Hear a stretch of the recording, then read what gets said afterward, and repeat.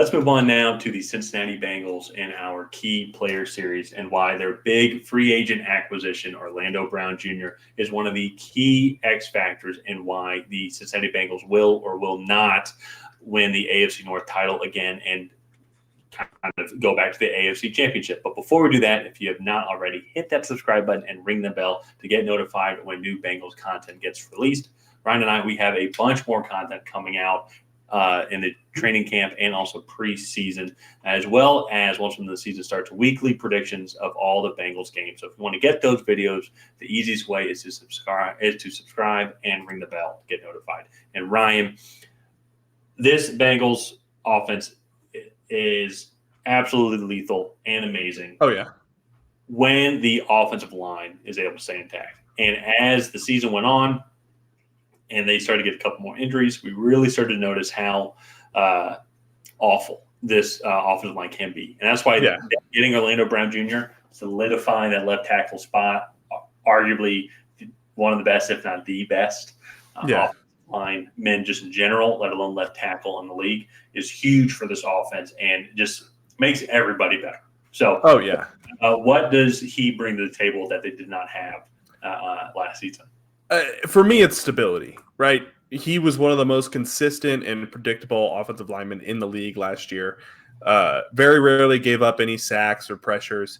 And I just think if you're Joe Burrow and you have Jamar Chase, T. Higgins, Tyler Boyd, right, all of those weapons, the last thing you want is not enough time to get the ball to them. And I think putting Orlando Brown out there just solidifies this offense. It allows them to filter depth, right, shift it all across the offensive line, and really focus on putting the best five out there. And instead of having to fill in for whoever is injured at left tackle. So I really like that signing. I think it was really smart. Not only do you bring on a player like that, you take that player away from basically the only team that's been able to compete with you in the playoffs the last couple seasons. So I think that was a really good signing. It brings a lot of stability there, and it keeps the pressure off Joe Burrow and gives Jamar Chase and T. Higgins even more time to go after those corners. So. Yeah.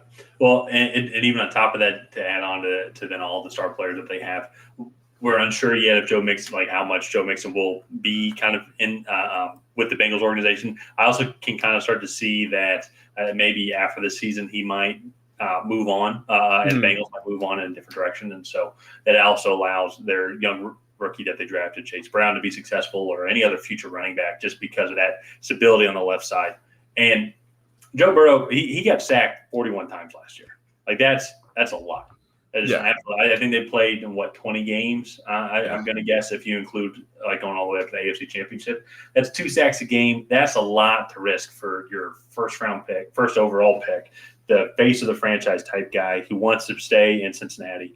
And so you sold the rights of the stadium just to keep this guy here. So then when it's time for him to have a big contract, you're going to be able to pay him because he's one of the best quarterbacks in the league. And to go out, spend this money, also to really front load the whole contract. So I think it was $64 million, but it was like $31 million in bonuses, I think. I write in the comments on what the exact contract was. I'm sorry, I can't remember off the top of my head, but I think it was something like that over 4 years, which is just awesome. I would love to get that call someday. But it just also goes to show how effective Orlando Brown Jr. is. And I think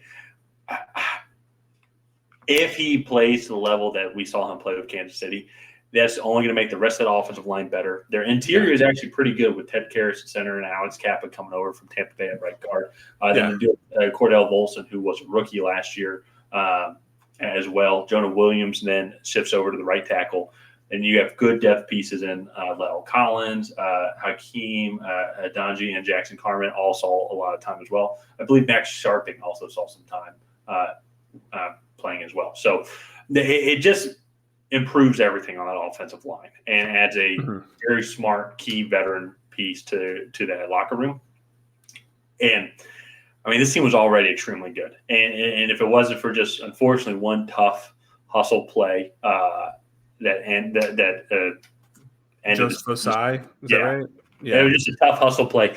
They could have gone on to overtime, and that absolutely they could have won in overtime, and they could have gone on to the Super Bowl again. So they're right there. They're one of the best teams in the league. I think they're one of the few teams that can consistently knock off the Chiefs in the AFC. So it's going to be fun to watch. I think this offense really kind of grow and develop throughout the season. No, yeah, I'm really excited. I do think that there will be a little bit of like I don't want to say a hiccup period, but a stalling period, kind of what they had at the beginning of this year as this offensive line continues to play together. Yeah. But when that period is over, I think they've set the floor really, really high for what this offense can achieve. And the ceiling is obviously much, much higher, right? They're a top offense in the league easily. So yeah. Oh, yeah.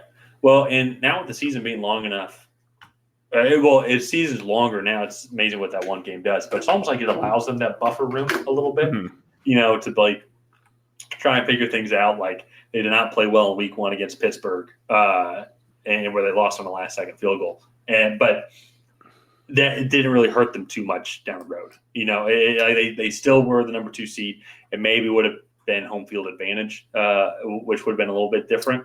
But yeah, we'll have to look at the math on that. Yeah, I'd have to double check if there was any tiebreakers. But anyways, I think Orlando Brown Jr., if he keeps playing the same way that he was and maybe even improve, I don't know where he would find it, but can still improve, he's a much better option than what they had last year. Nothing against those other guys. They were still good when healthy. Yeah. He's just top tier. But if he doesn't pan out and regresses, that could be tough, I think, for this Bengals offense to get past the Chiefs and make it to the Super Bowl. No, definitely. I 100% agree. So let's go ahead and wrap up this episode of the Bengals and Orlando Brown key player recap. If you guys have not already, please go ahead and like and subscribe. Leave a comment down below on what you think of the Orlando Brown Jr. signing. Do you think it's going to be great for the Bengals? Do you think it's going to have minimal upside? Let us know down below. And other than that, we will see you guys next time.